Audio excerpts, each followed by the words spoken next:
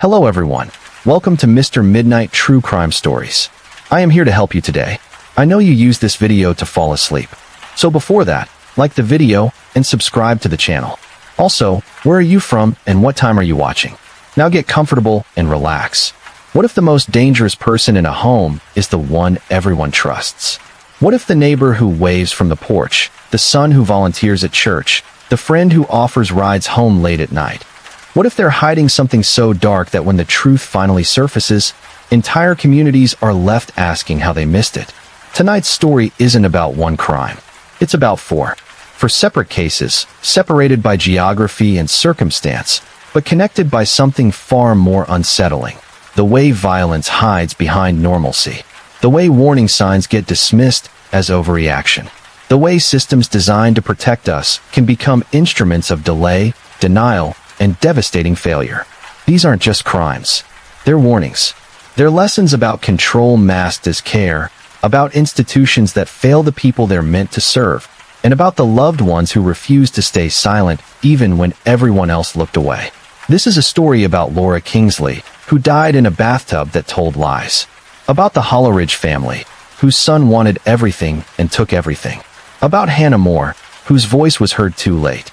And about Claire Donnelly, who crossed paths with a man who should never have been free. You won't hear sensationalism here. You won't hear exploitation. What you'll hear is the truth, told with the weight it deserves, in memory of lives that mattered long before they became headlines.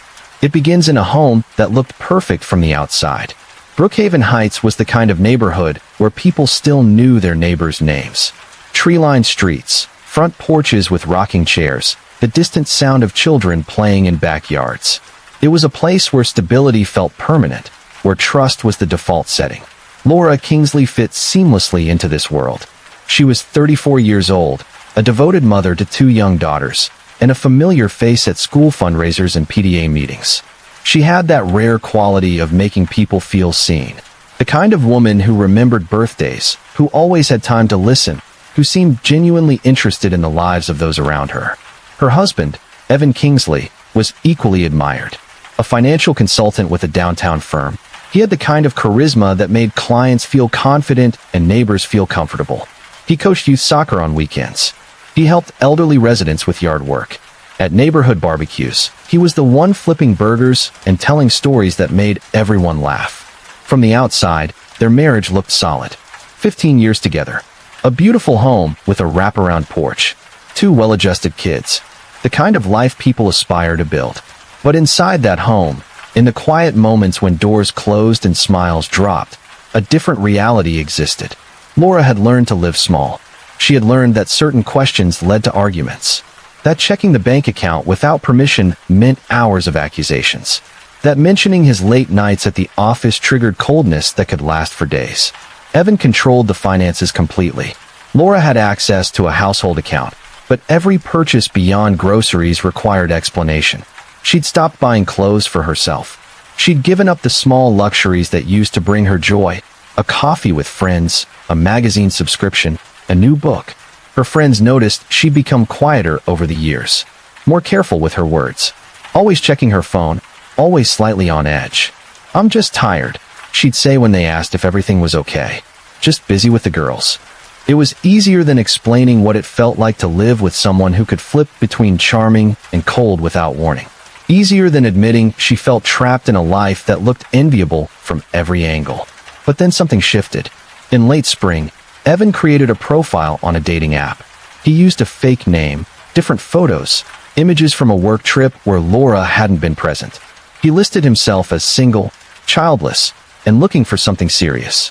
He matched with a woman named Megan Holt. She was 29, a graphic designer who'd recently moved to the city. They talked for weeks before meeting. Their conversations felt easy, promising. When they finally went on a date, Megan found him confident, attentive, everything he'd presented himself to be. They went on 3 more dates. Evan talked about his career, his hobbies, his plans to travel more. He asked about her life, seemed genuinely interested. Megan started to imagine a future with him. Then she found a photo he'd forgotten to delete from his phone, a family photo. Evan, Laura, and 2 little girls at a beach, all smiling, all clearly together. When Megan confronted him, Evan panicked. He tried to lie, said the photo was old, that he'd been divorced for years. But Megan had already reverse-searched the image and found Laura's Facebook page, public and active, full of recent posts showing a very married couple. Megan did something not everyone would do. She reached out to Laura directly. "I don't know you," the message began, "but I think you need to know something about your husband." Laura stared at the message for a long time before opening the screenshots Megan had attached. The dating profile. The conversations where Evan called himself single. The messages where he'd made plans to meet Megan at hotels. Something inside Laura finally broke open. Not the marriage. That had been cracking for years. What broke was her silence. She called her older sister, Natalie Brooks, that same night. Natalie lived 2 hours away, worked as a paralegal, and had always been protective of Laura. "I can't do this anymore," Laura said, her voice shaking. "I can't pretend everything is fine. I need to leave." Natalie drove up the next morning. They sat in a coffee shop far from Brookhaven Heights, and for the first time in years, Laura spoke openly about her marriage. The control, the isolation, the way Evan made her feel like she was always doing something wrong, the fear that had become her constant companion. "I've been so stupid," Laura whispered. "You're not stupid," Natalie said firmly. "You're trapped, but you don't have to stay trapped." They made a plan. Laura would quietly gather important documents, birth certificates, bank statements, anything that would help her establish independence. She'd consult with a divorce attorney without telling Evan. She'd secure her own bank account. And when the time was right, when everything was in place, she'd leave. Laura felt something she hadn't felt in years: hope. But she made one critical mistake. She underestimated how much Evan needed control, how much he needed to be the one making decisions, how far he would go to prevent her from leaving. 3 weeks after Laura's conversation with her sister, on a humid Tuesday morning in June, Evan called 911. "My wife," he said, his voice breaking in just the right places. "She's in the bathtub. She's not breathing. I think she's dead." The recording of that call would later be played in court. Prosecutors would point out how measured it sounded, how the panic seemed performed rather than genuine, how Evan had already checked for a pulse, already pulled her from the water, already positioned her on the bathroom floor, all before calling for help. But in that moment, responding officers took his distress at face value. They arrived to find Laura Kingsley lying on cold tile, her skin already pale, water pooling around her from soaked hair and clothing. Evan sat against the wall, head in his hands, the picture of a devastated husband. "We had a fight last night," he told the first officer. "Nothing serious. Just stress about money. She was upset this morning. I thought she was just taking a bath to relax. When I checked on her." He trailed off, let the silence speak for him. The scene looked straightforward. A woman in her own bathroom. No signs of forced entry. A husband who seemed genuinely shattered. But Laura's body told a different story to anyone who looked closely enough. There were bruises on her neck, faint but present.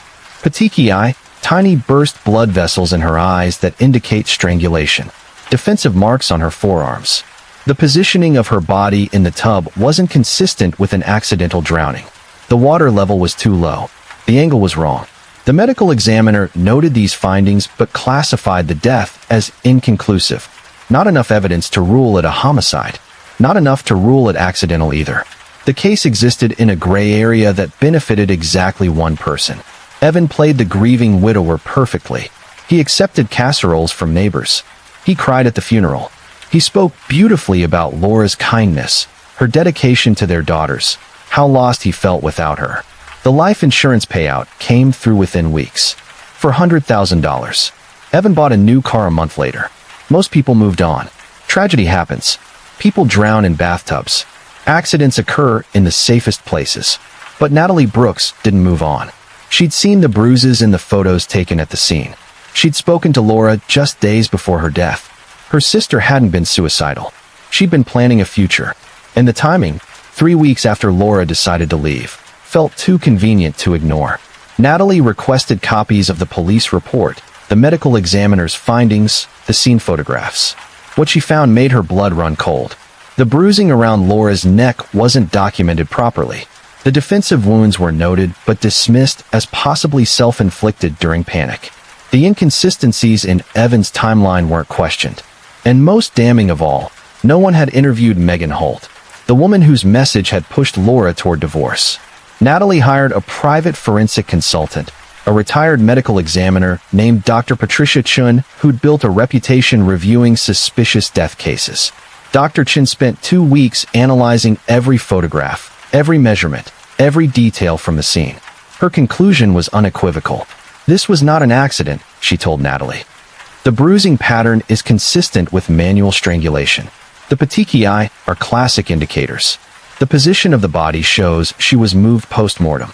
Someone killed your sister, then staged this to look like an accidental drowning.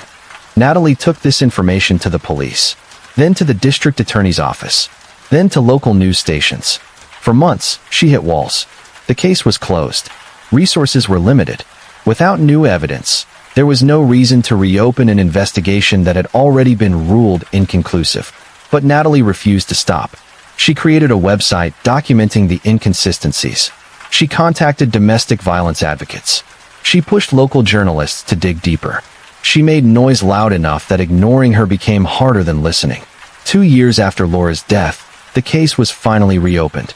New investigators looked at the evidence with fresh eyes. They found text messages between Laura and Natalie about leaving Evan. They interviewed Megan Holt, who testified about the dating profile and Evan's lies. They brought in their own forensic experts who confirmed Dr. Chen's findings. And they discovered something else. Evan had researched drowning deaths extensively in the weeks before Laura died. His internet history showed searches for how long does it take to drown, bathtub death statistics, and life insurance payout timelines. 3 years after Laura Kingsley died in her bathroom, Evan Kingsley was arrested for her murder. The trial lasted 6 weeks. Prosecutors painted a picture of a man who'd controlled every aspect of his wife's life and couldn't accept that she was finally escaping. A man who'd carefully staged a murder scene, confident that his charm and community standing would shield him from suspicion. Evan's defense argued that the evidence was circumstantial, that Laura had been depressed, though they couldn't produce anyone who'd witnessed this depression, that the internet searches were innocent research after her death, though the timestamps proved otherwise, that Natalie was a vengeful sister manufacturing conspiracy theories. The jury deliberated for 8 hours. Guilty of first-degree murder, Evan Kingsley was sentenced to life in prison without possibility of parole. At the sentencing hearing, Natalie Brooks stood before the court and spoke about her sister. Not about her death, but about her life. About the woman who'd made everyone around her feel valued. About the mother who'd read bedtime stories with different voices for each character. About the sister who'd called her every Sunday just to talk. Laura deserved better than how she died, Natalie said. But more than that, she deserved better than how her death was dismissed. She deserved investigators who looked closely enough to see the truth. She deserved a system that believed women when they said they were afraid. She looked directly at Evan. You tried to erase her. You tried to make her death look insignificant, accidental, forgettable. But I made sure the world knew what you did. And I'll spend the rest of my life making sure no one forgets her name. Laura's daughters were 11 and 9 when their mother died. They're teenagers now, being raised by Natalie. They'll grow up knowing that their mother was loved enough that someone fought for her even after she was gone. Justice came late for Laura Kingsley, but it came because someone refused to accept convenient answers to complicated questions. The story moves now to a different kind of betrayal, to a place where trust ran deeper than blood, and where that trust became the weapon that destroyed everything. Maple Crossing was a town of 8,000 people, the kind of place where everyone knew the Holleridge family. The Holleridges had owned the local newspaper for 3 generations. They were pillars of the community, involved in every charity event, every town council meeting, every school board decision. Richard and Patricia Holleridge were both in their late 50s. Richard edited the paper with a careful eye for local stories that mattered to residents. Patricia managed the business side and wrote a popular community column. Their commitment to honest journalism and community service had earned them deep respect. They had 2 children. Emily was 17, a high school senior with plans to study environmental science. She volunteered at the animal shelter every weekend and had already been accepted to 3 universities. Lucas was 19, technically enrolled at a nearby college, but spending most of his time at home. On the surface, Lucas seemed to share his parents' values. He helped out at the paper. He volunteered for community cleanup days. He was polite, well-spoken, and seemingly devoted to his family. But beneath that surface, something had been rotting for years. Lucas was obsessed with perception, with how things looked rather than what they actually were. He'd grown up watching his parents work tirelessly, watching them sacrifice personal gain for community good, and he'd learned exactly one lesson: appearances were everything. He wanted expensive clothes, a nice car, the kind of lifestyle his family's modest income couldn't support. So he started lying. Small lies at first, inflating his college achievements, exaggerating his involvement in campus activities. Then bigger ones, taking out credit cards in his father's name, stealing from his mother's purse, forging checks. By the time he was 19, Lucas had accumulated $30,000 in debt. Money spent on designer clothes he wore once, on bottles at clubs he wanted to be seen at, on impressing people whose names he barely remembered. Richard and Patricia started noticing discrepancies in their accounts in early autumn. Missing money, credit card charges they hadn't authorized. When they confronted Lucas, he had explanations ready. Identity theft, banking errors, mistakes that he'd helped them resolve. They wanted to believe him. He was their son, and they'd raised him to be honest, trustworthy, responsible. But the evidence kept accumulating. A credit card statement addressed to Lucas, but using Richard's social security number. A check made out to Lucas, but signed with Patricia's signature. Receipts for luxury items hidden in Lucas's room. Richard finally told Patricia what he'd been suspecting for weeks. Their son was stealing from them. Systematically. Deliberately. With no apparent remorse. They decided to confront him together, as a family. To sit down and talk about getting Lucas help, therapy, financial counseling, whatever he needed. They wanted to understand what was happening inside their son's head. They scheduled this conversation for a Tuesday evening in late October. They'd have dinner together, the four of them, and then they'd talk openly about the problems and about solutions. Lucas knew the conversation was coming. He'd seen the way his parents looked at him now, with confusion and sadness rather than pride. He'd overheard them talking late at night about lawyers and restitution and potential criminal charges. And he couldn't bear it. Couldn't bear the thought of his reputation being destroyed, of people knowing he was a fraud, of facing consequences that would make him look weak, foolish, like a failure. So Lucas made a decision that most people can't comprehend even when they know all the facts. He decided that rather than face embarrassment, rather than accept responsibility, rather than endure the temporary shame of his actions being exposed, he would erase the witnesses to his fraud. On that Tuesday afternoon, while Emily was at volleyball practice and Patricia was picking up groceries, Lucas went into his father's study where Richard was working on next week's edition. "Dad," he said, "can we talk?" Richard looked up, hopeful. Maybe his son was ready to be honest. Maybe they could work through this together. "Of course," Richard said. "Sit down." Lucas didn't sit. Instead, he picked up a bronze paperweight from the desk, a heavy award the paper had won years ago. And before Richard could register what was happening, Lucas struck him across the head. Richard fell from his chair, stunned but conscious.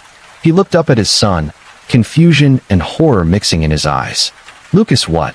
Lucas hit him again, and again, and again, until his father stopped moving. Patricia came home 30 minutes later, carrying grocery bags, calling out cheerfully that she'd bought ingredients for everyone's favorite dishes. Lucas met her in the kitchen. The neighbors heard nothing. The house stood on 2 acres, surrounded by trees. Maple Crossing was the kind of town where people didn't lock their doors, didn't expect violence in their quiet streets. Emily came home from practice around 6:30. She texted her mom that she was home and asked what was for dinner. She got no response. She walked into the house calling for her parents. The living room was empty. The kitchen showed signs of abandoned meal preparation, vegetables half-chopped, a pot of water not yet heated. "Mom? Dad?" Lucas appeared at the top of the stairs. "Hey, where's Mom and Dad?" Dad had to run to the paper. Emergency with the printing press. Mom went with him. Emily frowned. Her mom had just texted her 20 minutes ago about being home. But she didn't question it. Why would she? This was her brother. Her family. Her safe place. "Okay," she said. "Did they say when they'd be back?" "Probably late. They said we should order pizza." Emily went upstairs to shower and change. She was scrolling through her phone, texting friends, completely unaware that she was the last problem her brother needed to solve. Lucas waited until he heard the shower running. Then he walked into the bathroom. What happened next is almost impossible to write about, even in clinical terms. Emily was 17 years old. She was thinking about college applications and volleyball tournaments and whether she'd get asked to homecoming. She trusted her brother completely. That trust is what killed her. By 7 that evening, Lucas was alone in a house with 3 bodies. His parents lay in the garage, covered with tarps he'd pulled from the garden shed. Emily was in the upstairs bathroom, where he'd left her. And now came the part Lucas hadn't fully thought through: what to do next. He'd acted on impulse, on panic, on a desperate need to avoid consequences. But he hadn't actually planned beyond the violence itself. He was 19 years old, not a criminal mastermind. He'd watched enough crime shows to know about forensic evidence, but not enough to actually cover his tracks effectively. He started by cleaning. He scrubbed blood from the study, the kitchen, the bathroom. He used bleach and paper towels and cleaning products that would later provide investigators with a chemical trail. He moved his parents' bodies to the trunk of their car. Emily's body went into his own vehicle, wrapped in sheets from the linen closet. Then he tried to establish an alibi. He drove to his college campus, parking his parents' car in a distant lot. He walked to the library, made sure to be seen by the student worker at the front desk, spent an hour on a computer where his login was recorded. Around 10, he drove back to Maple Crossing. He stopped at a gas station, bought a soda, made sure the security camera captured his face and the timestamp. Then he went to a stretch of woods 20 miles outside town, state forest land where he'd gone camping as a kid, and spent the next 4 hours digging. He wasn't strong enough to dig deep. He wasn't smart enough to choose a location that wasn't near hiking trails. He wasn't calm enough to avoid leaving obvious disturbances in the soil. By the time the sun rose on Wednesday morning, Lucas was back in his dorm room, acting like a normal college student. He went to one class. He ate lunch in the cafeteria. He texted a friend about weekend plans. Meanwhile, in Maple Crossing, people were starting to wonder where the Hollow Ridges were. The newspaper office was supposed to open at 8. Richard was always there by 7:30. When the office was still locked at 9, the paper's assistant editor, Janet Morris, called Richard's phone. It went to voicemail. She called Patricia. Voicemail. She drove to their house. Both cars were gone. The house was locked. Everything looked normal except for one thing. The kitchen door was slightly ajar, and through the window, Janet could see vegetables left out on the counter, food that would have spoiled overnight. Janet called the police. Officers arrived and entered the house with Janet. They found signs of hasty cleaning in multiple rooms. They found blood spatter that had been missed on the study's baseboards.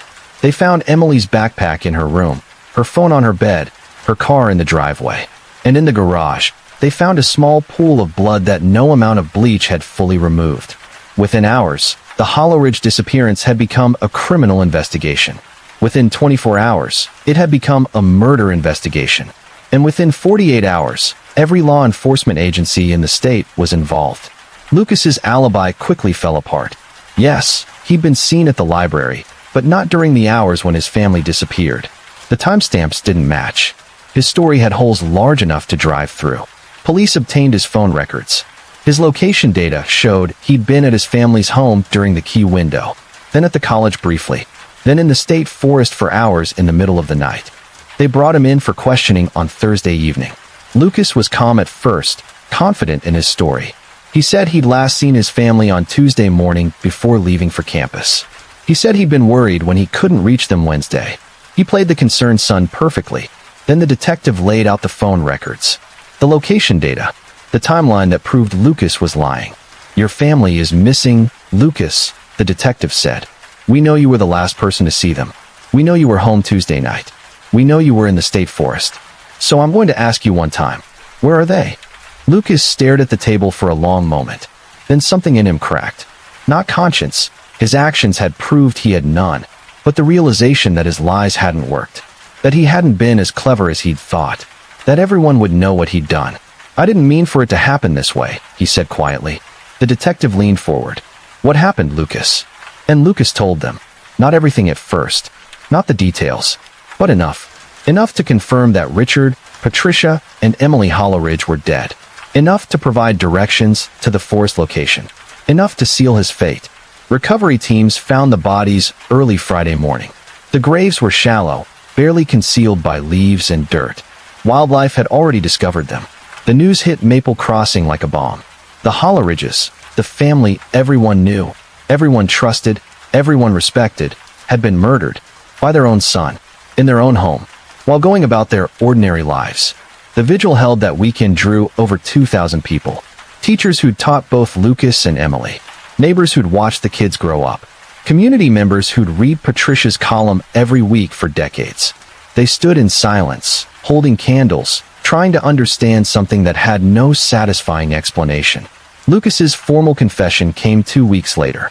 In a recorded interview, he explained in flat, emotionless terms how he'd killed his father to avoid a conversation about money, how he'd killed his mother because she'd come home, how he'd killed his sister because she was a witness.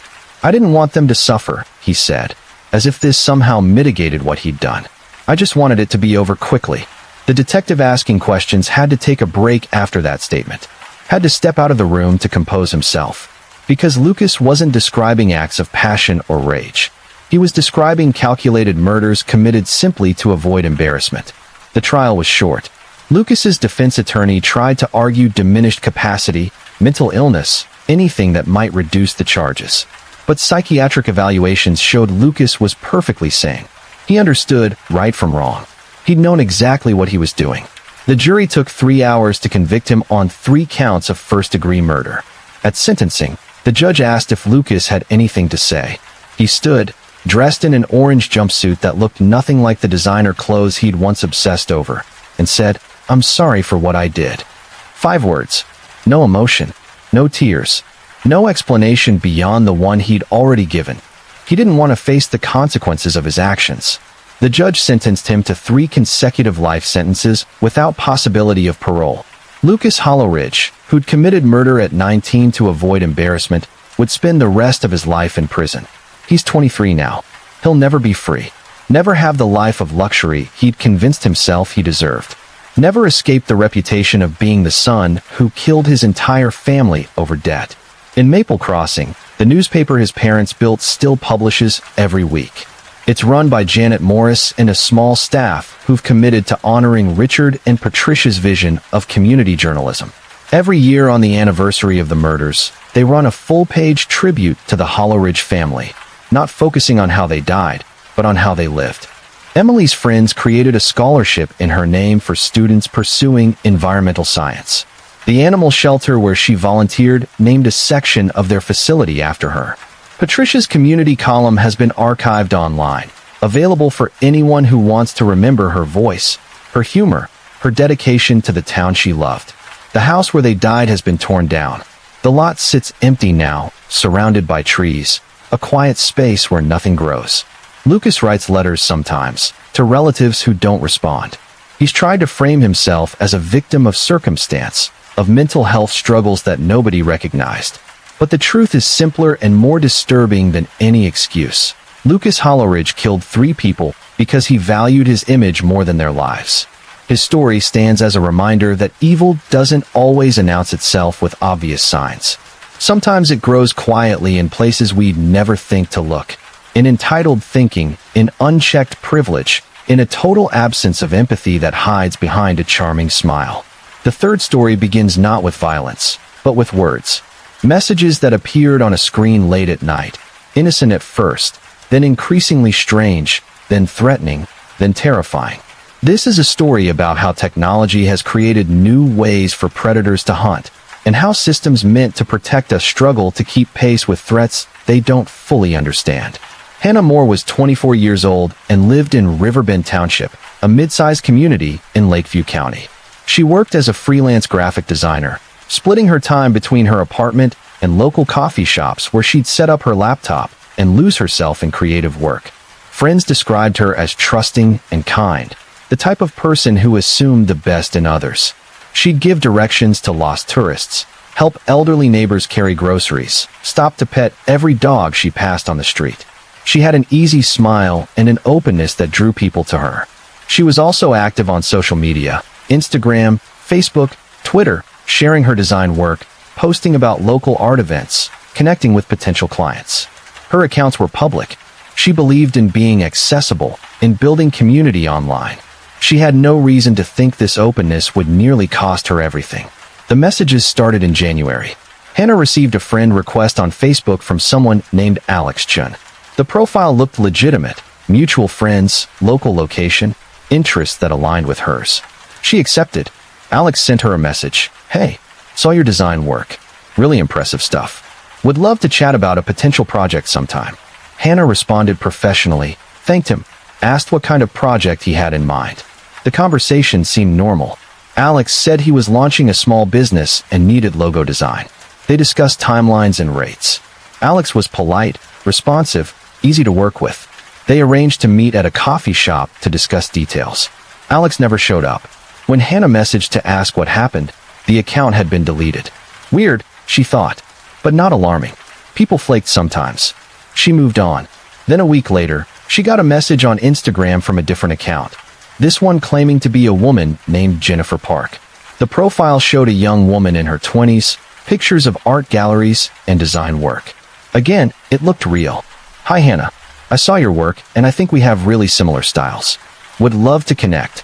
They chatted about design, about favorite artists, about the local creative community.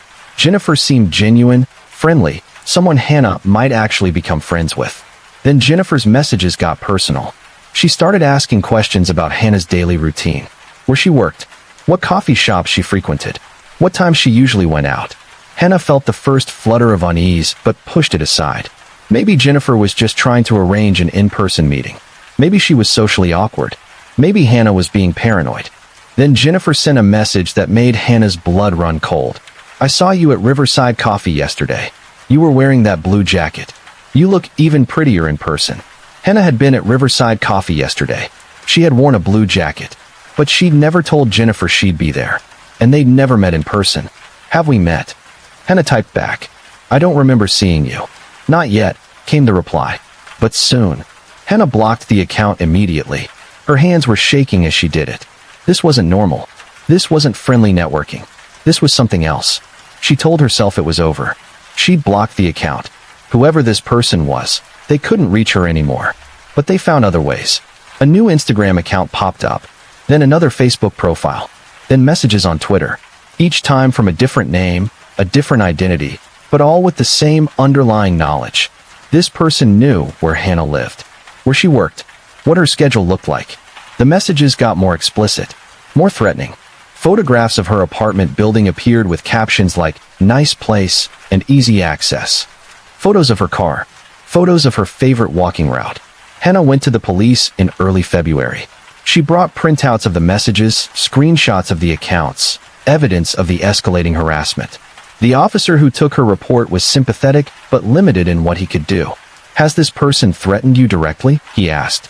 "They've told me they're watching me. They've sent pictures of where I live. But have they made specific threats of violence?" Hannah hesitated. The messages were threatening in tone, in implication. But they hadn't explicitly said, "I'm going to hurt you." They just made it clear that they could. "Not in those exact words," she admitted. The officer wrote everything down. He told her they'd increase patrols in her area. He advised her to keep her social media private, to vary her routines, to document every interaction. "If the threats become more direct," he said, "come back immediately. We'll do everything we can." Hannah left the police station feeling marginally safer, but also frustrated. She'd shown them evidence of someone stalking her, and the response was essentially, "Wait until it gets worse." She made her social media accounts private. She changed her routines. She stopped going to her favorite coffee shops. She looked over her shoulder constantly. But her stalker was patient and technologically sophisticated in ways that outpaced law enforcement's ability to track digital harassment. The messages kept coming from new accounts that Hannah hadn't blocked yet. Each time she shut one down, two more appeared. The person behind them, whoever they were, had access to tools that allowed them to create fake profiles, mask their location, and make themselves virtually untraceable.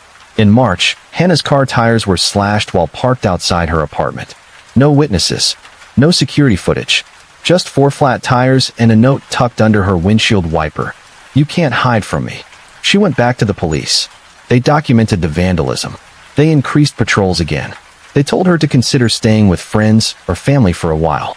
Hannah moved in with her parents temporarily, 40 minutes away in a different county. She thought maybe distance would help.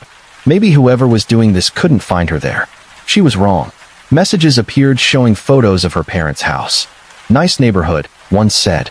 "Your mom gardens every morning around 9. Hannah felt her world shrinking. She couldn't work, couldn't sleep, couldn't function knowing that someone was always watching, always finding her, always staying just one step ahead of any precaution she took. Her friends rallied around her. Her parents installed security cameras. Her father, a retired electrician, put additional locks on every door and window. They reported everything to police, who seemed genuinely concerned but also genuinely stuck. They couldn't arrest someone they couldn't identify. "We're doing everything we can," the detective assigned to her case told her. "We've contacted the FBI's cybercrimes unit. We're working with social media companies to trace these accounts. But whoever this is, they're using VPNs, they're using the Tor network, they're covering their tracks really well." Hannah appreciated the honesty, but honesty didn't make her feel safe. In April, the stalker changed tactics. Instead of creating fake profiles to message Hannah directly, they started impersonating people she actually knew. Hannah received a text from a number that looked like her best friend Melissa's. "Hey, running late, but I'm on my way. Meet you at the usual spot." Hannah called Melissa. "What are you talking about? I never texted you." Someone had spoofed Melissa's number, had created a message that looked like it came from someone Hannah trusted, trying to lure her to a location. This happened 3 more times with 3 different friends' numbers. Each time, Hannah verified the messages before responding, avoiding what would have been dangerous meetings with someone pretending to be her friend. The psychological toll was devastating. Hannah couldn't trust any form of communication. Every text could be fake. Every call could be spoofed. Every message might be from the person who'd been terrorizing her for months. She started seeing a therapist, was diagnosed with severe anxiety and PTSD. She couldn't do the work she loved because she couldn't focus. Couldn't maintain friendships because she was too afraid to meet anyone in person. Her life had become defined entirely by fear. And through all of this, police continued investigating but couldn't make an arrest. The stalker was too careful, too technically skilled. They left no physical evidence, no digital trail that led to a real identity, until they made one critical mistake.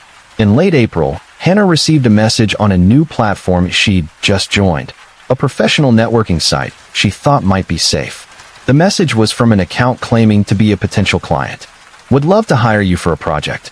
Can we meet tomorrow at Riverside Coffee? Around 3? Riverside Coffee, the place Hannah used to go all the time before this nightmare started. The place she'd mentioned in early conversations with Alex Chun, the first fake account that had started everything. Hannah didn't respond. Instead, she forwarded the message to the detective handling her case. "Look at the profile," she said over the phone. "Look at the details." The detective examined the account. It had been created hours earlier. The profile photo was stock imagery, and there, buried in the metadata of the message itself, was an IP address that hadn't been properly masked. It was a small mistake, a momentary lapse in the stalker's usually meticulous digital hygiene, but it was enough. The IP address traced to a residence in Riverbend Township, the same neighborhood where Hannah had lived before moving to her parents' house. The address belonged to Daniel Cross, a 32-year-old IT specialist who lived 3 doors down from Hannah's old apartment.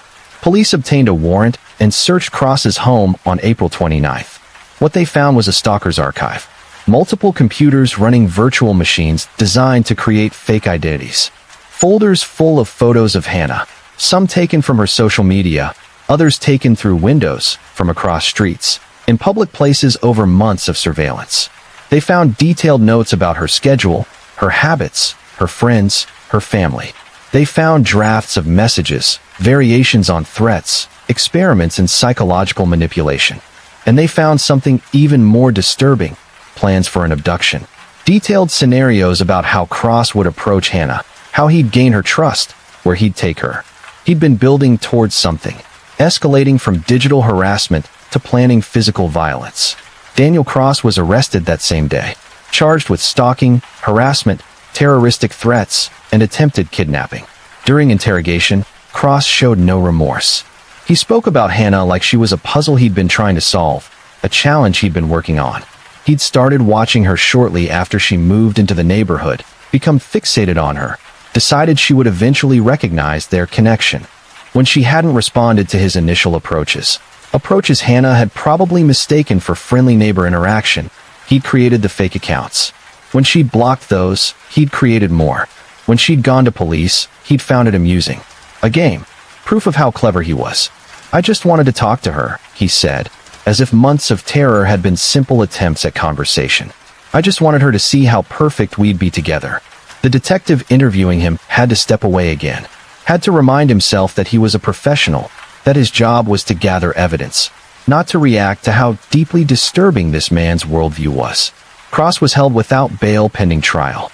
At the hearing, prosecutors argued he was an extreme flight risk and a danger to Hannah Moore. The judge agreed. Hannah didn't attend the hearing. She couldn't face being in the same room as the man who'd stolen months of her life, who'd made her afraid of screens and phones and strangers and friends. But she did submit a victim impact statement that was read in court. Daniel Cross took everything from me, she wrote. My sense of safety, my ability to trust, my career, my peace of mind. He made me afraid to exist in the world. He did this deliberately, systematically, because he decided I belonged to him. And when law enforcement tried to help me, they were limited by systems that weren't designed to handle this kind of threat. I reported him in February. It took until late April to identify him. How many more messages did I have to receive? How much worse did it have to get before someone could stop him? The statement ended with a call for reform, for laws that addressed digital stalking more seriously, for resources that helped law enforcement track sophisticated online harassment, for systems that believed victims before violence escalated to the worst possible outcome. Cross pleaded guilty to all charges. He was sentenced to 15 years in prison with mandatory mental health treatment. It wasn't enough. No sentence could give Hannah back what she'd lost, but it was something. Hannah is 26 now. She's slowly rebuilding her life. She's working again, though she's cautious about online presence. She's in ongoing therapy. She's become an advocate for stalking victims, working with organizations that push for legislative change.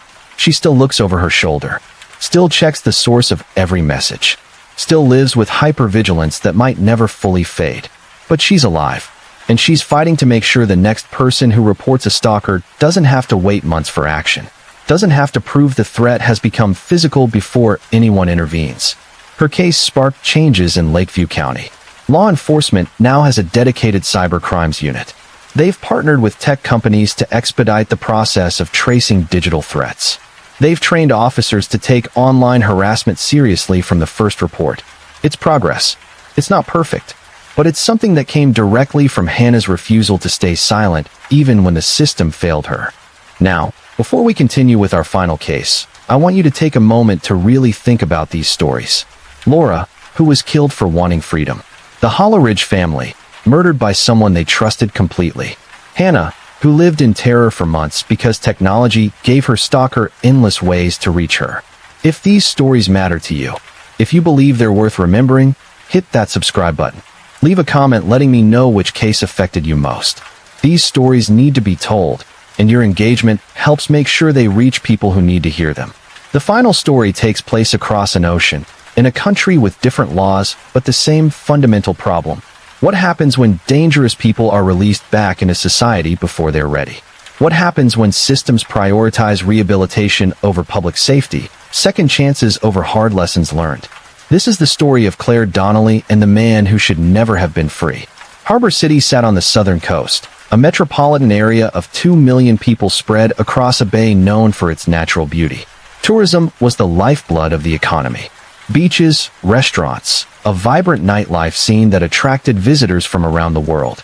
Claire Donnelly was 28, a marketing coordinator for a tech startup.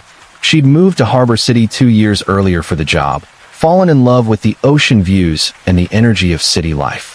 She shared an apartment with 2 roommates, spent weekends exploring new neighborhoods, had built a good life for herself.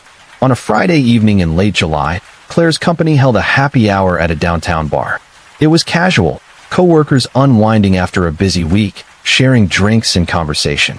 Claire had 2 glasses of wine over 3 hours. She was relaxed but not impaired. Around 9:30, she said her goodbyes and left.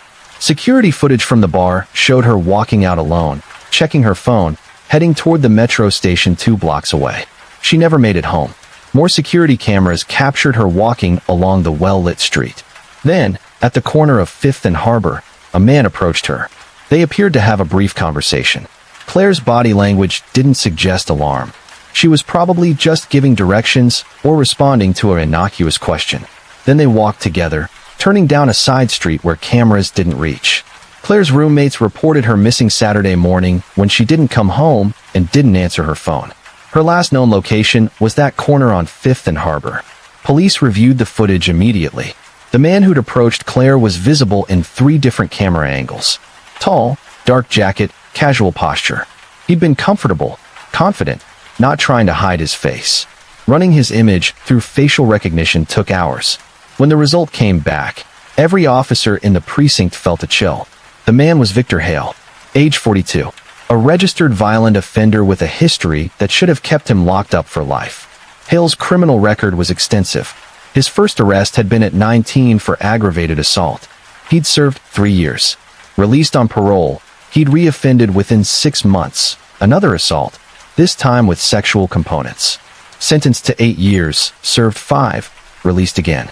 At 31, he'd been convicted of a brutal attack on a woman in a parking garage. The victim had survived, but suffered permanent injuries. Hale had been sentenced to 15 years. He'd served 9, been released on good behavior, been monitored for 18 months. Then the monitoring had ended, and Victor Hale had become just another person living in Harbor City, his history known only to the parole system that had let him go. Now Claire Donnelly was missing, and Hale was the last person seen with her. Police located him at his apartment within hours. He was calm when they arrived, almost expecting them. "I'd like to speak to a lawyer," he said before they could ask a single question. They arrested him on suspicion of abduction, searched his apartment, found Claire's phone smashed in his trash, found her earrings on his nightstand. But they didn't find Claire. The interrogation went nowhere. Hale invoked his right to silence and waited for his lawyer. He knew the system. He'd been through it multiple times. He knew how to play it. But police didn't need his confession. They had evidence. They had security footage. They had Claire's belongings in his possession. And they had something else. A witness who'd heard screaming from Hale's apartment Friday night around midnight. The neighbor, an elderly woman named Mrs. Chun who lived directly below Hale, had called building security, but not the police. She'd reported noise disturbances before and nothing had been done. She thought it was just another party, another argument between people she didn't know. "I heard a woman screaming," she told police Saturday afternoon. "And then I heard something heavy being moved, dragged across the floor.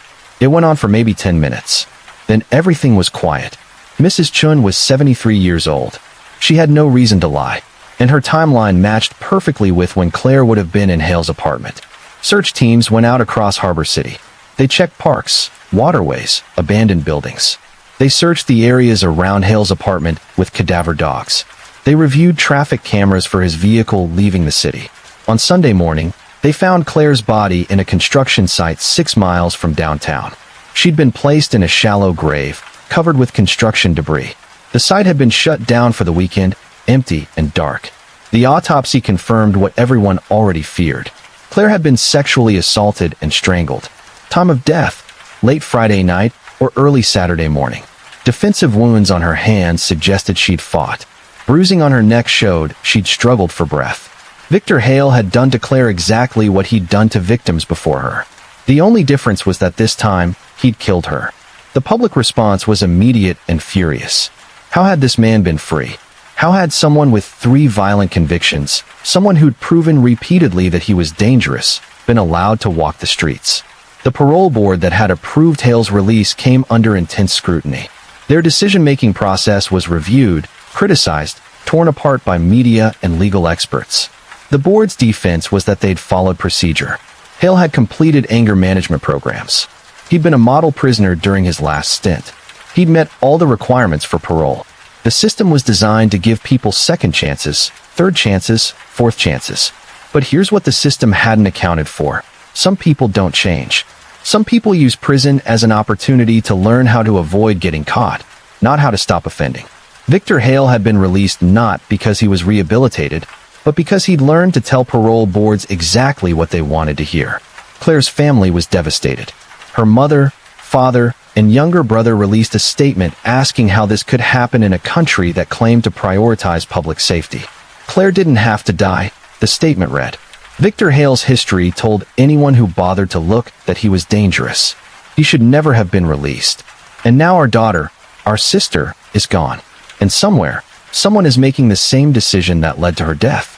They're releasing someone who shouldn't be free. And another family is going to lose someone they love. The statement resonated across the country. It sparked a national conversation about parole reform, about rehabilitation versus public safety, about who gets second chances and who pays the price when those chances go wrong. Hale's trial was swift. His lawyer tried to argue that the evidence was circumstantial, that Claire's belongings in his apartment didn't prove he'd killed her, that the security footage showed them walking together consensually, that the prosecution couldn't prove beyond reasonable doubt that Hale was responsible for her death. But the jury saw through it. They saw the pattern. They saw a man who'd hurt women before and would hurt women again. They saw security footage of Claire alive walking with Hale, and they knew she was found dead hours later with his fingerprints on her jewelry, her phone destroyed in his trash, and a witness who'd heard her final moments. The verdict came back in less than 4 hours. Guilty of murder in the first degree, guilty of sexual assault, guilty of kidnapping. At sentencing, the judge's words were scathing. She spoke directly to Hale, her voice cold with controlled fury. You have proven, repeatedly and beyond any question, that you are a danger to society, she said. You have been given chances that most people never receive. You have been offered rehabilitation, support, opportunities to change. And at every turn, you have chosen violence. You have chosen to hurt people who did nothing to deserve your cruelty. Claire Donnelly was a person with dreams, with family, with a future. You took all of that from her. You took it because you wanted to, because you could, because you have never cared about anyone's life but your own. She sentenced him to life in prison with a minimum of 40 years before parole eligibility, effectively ensuring he'd die behind bars. Hale showed no emotion, no remorse, no acknowledgement of the harm he'd caused. He was led from the courtroom exactly the same as he'd been led in, cold, detached, fundamentally disconnected from the humanity of the people around him. Claire's family sat in the front row, holding each other, crying quietly. Justice had been served, technically, but it was justice that came too late. Justice that couldn't bring Claire back.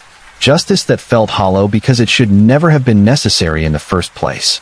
After the trial, Claire's mother, Margaret Donnelly, became an activist. She worked with other families who'd lost loved ones to repeat offenders. She pushed for legislative changes that would make parole standards more stringent for violent criminals. She spoke at universities, community centers, anywhere people would listen. I don't want vengeance, she said in interviews. I want prevention. I want other families to be spared what we've been through. I want a system that takes public safety seriously, that doesn't gamble with people's lives in the name of giving dangerous individuals chance after chance. Her advocacy, combined with public pressure from Claire's case, led to reforms in the parole system. New standards required multiple psychiatric evaluations for violent offenders before release, longer mandatory monitoring periods, tighter restrictions on where released offenders could live and work. The changes weren't perfect. No policy could eliminate risk entirely, but they were a start.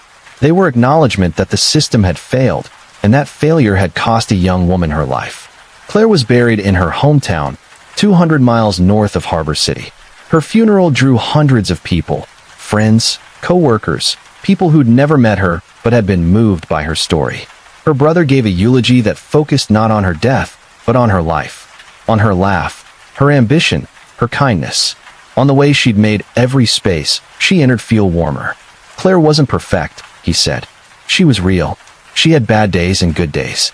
She could be stubborn and funny and sometimes frustrating. She was human, and she deserved to live a full, long, ordinary life. She deserved to have more bad days and good days. She deserved to grow old, and she deserved to be safe in a world that claims to protect people like her. The cemetery where Claire rests overlooks a valley, peaceful and quiet. On her headstone, her family chose words that reflected who she was.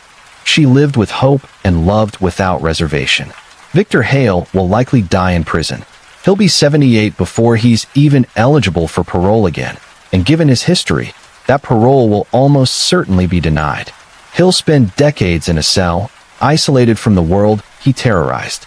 Some people might call that a victory. Margaret Donnelly calls it insufficient.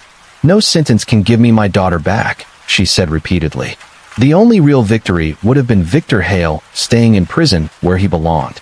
The only real victory would have been Claire coming home that Friday night. Claire's case remains one of the most cited examples in discussions about parole reform. It's taught in criminal justice programs as a case study in system failure.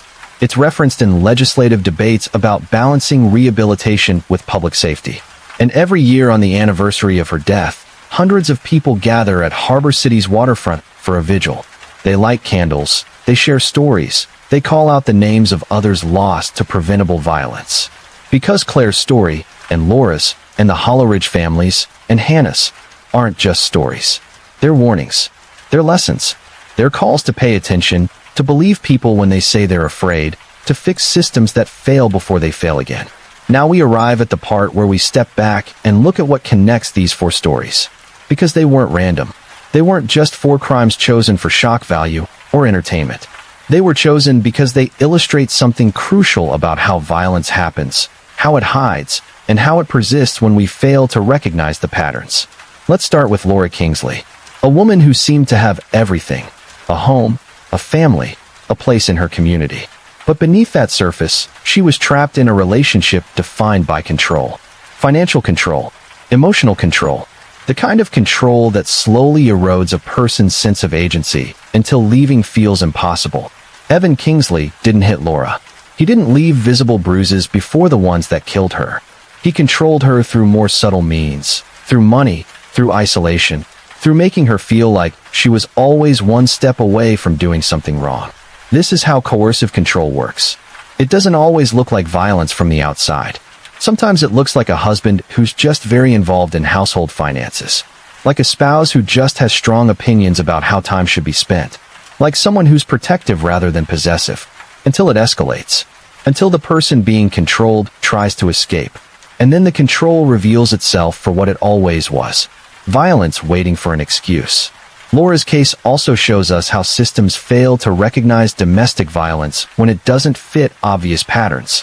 When Evan called 911, first responders saw a husband in distress and a wife in a bathtub. They saw an apparent accident. They didn't immediately see murder because they weren't trained to look for the signs that Evan had carefully staged the scene. The medical examiner noted inconsistencies but classified the death as inconclusive. Inconclusive meant unresolved. It meant Evan could grieve publicly, collect insurance money, and move on with his life, while Laura's family was left with questions nobody wanted to answer. It took Natalie Brooks, Laura's sister, the person who knew her best, to refuse the convenient narrative, to push back against authorities who'd already moved on, to hire experts who would look at the evidence without the bias of wanting to close a case quickly. And even then, it took 2 years. 2 years of persistence. 2 years of being told she was wrong, that she was seeing conspiracy where there was only tragedy. 2 years before anyone in law enforcement took her seriously enough to reopen the investigation. Laura's story asks us, how many other deaths have been ruled inconclusive when they were actually murder? How many families have accepted official explanations because they didn't have the resources, the knowledge, or the stubbornness to fight for truth? How many people have gotten away with killing their partners because they were clever enough to stage it properly? Now consider Lucas Holleridge, a 19-year-old kid from a respected family, someone everyone thought they knew. He volunteered. He helped at his family's newspaper. He was polite and well-mannered. He was exactly the kind of young man parents held up as an example of how to raise children right. And he murdered his entire family over debt and embarrassment. Lucas's case reveals something deeply disturbing about entitlement and privilege. He grew up in a family that modeled community service, that prioritized others' well-being over personal gain. And he learned absolutely nothing from it except that image mattered more than substance. Lucas wanted the appearance of success without the work. He wanted luxury without earning it. And when his parents started asking questions about stolen money and fraudulent accounts, he decided that facing consequences was worse than committing murder. Think about that calculation. Think about what it means that a 19-year-old could decide that being embarrassed, that having his lies exposed, was worth killing for. Not in a moment of passion, not in a sudden rage, but in a planned, deliberate series of actions that took hours. He killed his father first, during what was supposed to be a conversation, then his mother when she came home, then his sister when she might become a witness. 3 separate decisions. 3 separate moments when he could have stopped and chose not to. Lucas's case shows us that evil doesn't always come from broken homes or traumatic childhoods. Sometimes it comes from places where everything looked perfect on the outside. Sometimes it grows in people who've been given every advantage and decided that they deserved even more. It also shows us how poorly we prepare young people to handle failure, to accept responsibility, to understand that consequences are part of learning. Lucas couldn't imagine a world where he faced his mistakes and rebuilt from them. He couldn't imagine a future where people knew he'd messed up and he had to earn back trust. To him, that future was worse than death, specifically, worse than his family's deaths. The Holleridge case became a flashpoint in discussions about how we raise children, especially in comfortable circumstances, about whether we're teaching resilience or entitlement, about whether young people understand that actions have consequences beyond social media posts and temporary embarrassment. But more than that, it became a reminder that the people we trust most, family members, people who share our homes and our histories, can sometimes be the most dangerous. Because we don't look for warning signs in people we love. We explain away concerning behavior. We make excuses. We assume that blood and shared history means safety. The Maple Crossing community is still grappling with this. Still asking themselves if there were signs they missed. Still wondering if someone could have intervened if they'd paid closer attention. The answer is probably no. Lucas hid his debt well, and his parents only discovered it weeks before he killed them. But communities need to process trauma by searching for preventable causes, by trying to identify where the system broke down. Hannah More's story brings us into the modern age of violence. Technology has created tools that allow stalkers to terrorize victims with unprecedented reach and anonymity. Daniel Cross didn't need to physically follow Hannah to make her feel hunted. He didn't need to show up at her door to make her afraid to be in her own home. He used social media, fake accounts, spoofed phone numbers, location tracking. He weaponized the very platforms that are supposed to connect people and make life easier. And he did it in ways that law enforcement struggled to combat because the technology outpaced their training and resources. Hannah reported Cross, or rather, reported the harassment, in February. She provided evidence. She showed a clear pattern of escalating threats. And police took her seriously, but they were limited by what they could actually do with the information she provided. Digital stalking exists in a legal gray area in many jurisdictions. What constitutes a threat when someone says, "I'm watching you" online versus in person? How do you arrest someone when you can't identify them because they're using sophisticated anonymity tools? How do you protect someone when the threat can reach them through any device, any platform, any digital connection? Hannah's case led to important changes in her county, but those changes came after months of terror. After months of her life being destroyed by someone who decided she belonged to him. After months of reporting and documenting and begging for help that couldn't come fast enough. The reality is that technology has given predators tools that move faster than justice can. By the time law enforcement identifies a stalker, that person has already done psychological damage that may never fully heal. And in some cases where victims aren't as lucky as Hannah, the stalker escalates from digital harassment to physical violence before anyone can stop them. Cross made one mistake. He got sloppy with one IP address. That's what saved Hannah. But what about stalkers who don't make mistakes? What about victims whose harassers are too careful to leave digital trails? How many people are living right now with the kind of fear Hannah experienced? Unable to get help because the person terrorizing them hasn't made an identifiable error yet. Hannah's story forces us to confront the gap between how we live now, constantly connected, constantly online, constantly sharing, and how our systems protect us. She had to prove that the threat was serious before law enforcement could dedicate resources to tracking her stalker. She had to wait for it to get bad enough to justify intervention. She had to live in terror while the wheels of investigation slowly turned. And when Cross was finally arrested, when they found his computers full of surveillance photos and abduction plans, everyone agreed he was dangerous. Everyone agreed he should be locked up. But by then, the damage was done. Hannah had lost months of her life to fear. She developed PTSD. She'd lost the ability to trust basic forms of communication. No prison sentence can give that back to her. Finally, There's Claire Donnelly and Victor Hale. This case is perhaps the most straightforward in terms of what went wrong. A violent repeat offender was released from prison and killed someone. The failure wasn't subtle. It wasn't hidden. It was documented in Hale's criminal history. 3 violent offenses, 3 convictions, 3 sentences, and somehow still released into the community where he could hurt someone else. Hale's case exposes the tension between rehabilitation and public safety. Criminal justice systems in many countries are built on the idea that people can change, that prisons should reform rather than just punish, that society benefits when formerly incarcerated people can reintegrate successfully. These are noble principles. In many cases, they work. People who've committed crimes can learn, grow, and become productive members of society. Second chances save lives and reduce recidivism. But what about people who don't change? What about offenders who use prison time to learn how to avoid detection rather than how to avoid offending? What about predators who tell parole boards exactly what they want to hear while planning their next victim?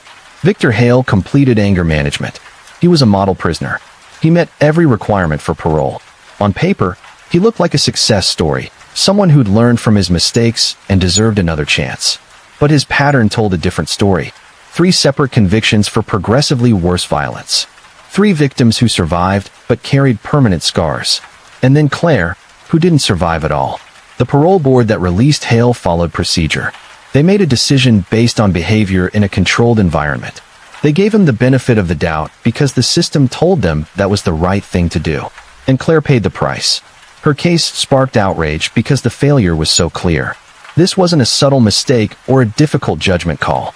This was a documented violent offender being released and immediately offending again. This was a preventable death that happened because the system valued Hale's rehabilitation over Claire's safety.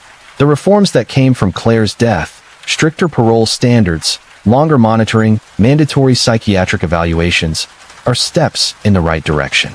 But they're reactive rather than proactive. They happened because Claire died, not before. How many other Claires are out there? How many people will cross paths with released offenders who shouldn't be free? How many families will have to fight for changes that come too late to save their loved ones? So what connects these 4 stories? What's the thread that runs through Laura's bathroom, the Hollow Ridge house, Hannah's social media accounts, and the streets of Harbor City? Control and trust. Systems that fail.